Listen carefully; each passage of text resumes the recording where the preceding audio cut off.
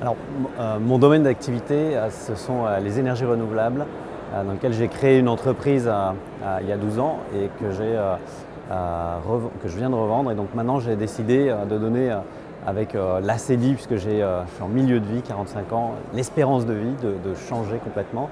Et donc, actuellement, je travaille dans une association, un institut pour essayer de changer les choses.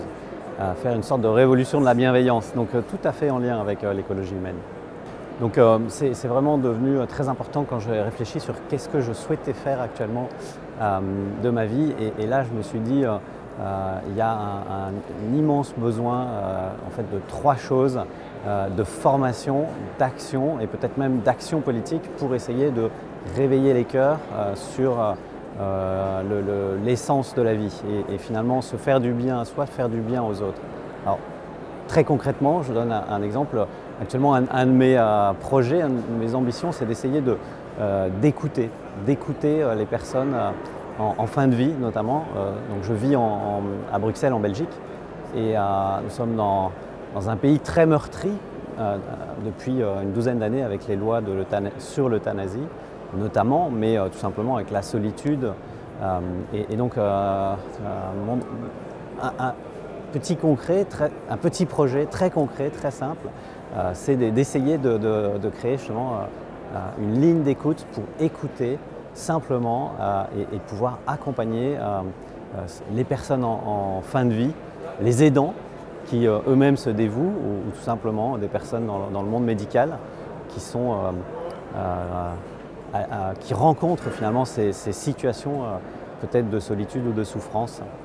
Ici, c'est vrai que c'est extraordinaire parce qu'il y a plein de personnes passionnantes, des orateurs passionnants. Enfin, moi, j'ai été très secoué tout à l'heure par le témoignage de Jean-Marc Potvin qui nous a montré et expliqué son projet d'une nouvelle application Entourage pour essayer de mettre en relation. Je trouve ça révolutionnaire, utiliser ces outils modernes qui nous bousculent et parfois nous font du mal et nous isolent finalement tout en nous faisant l'illusion de rencontres. Et là, l'idée, ce serait justement de pouvoir mieux accompagner, mieux faire quelque chose de concret pour les exclus que nous croisons le matin dans le métro, dans la ville, dans les gares, essayer de réhumaniser des zones d'exclusion grâce aux outils modernes. Enfin, moi, je trouve ça extraordinaire et je suis certain qu'il y a plein d'autres bonnes idées.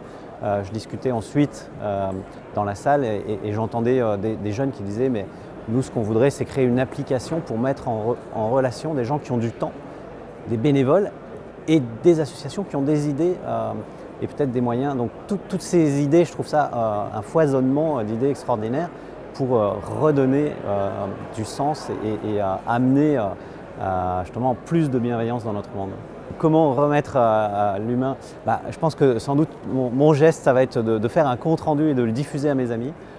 Et là, tout à l'heure, je parlais de mes 3 pieds, formation, action sur le terrain, action politique. Là, ce sera formation, information. Il faut répandre cette bonne nouvelle de la vulnérabilité aussi. Moi, je voudrais partager un autre point que j'ai trouvé extraordinaire tout à l'heure, c'est quand on nous a rappelé qu'on était tous prématurés.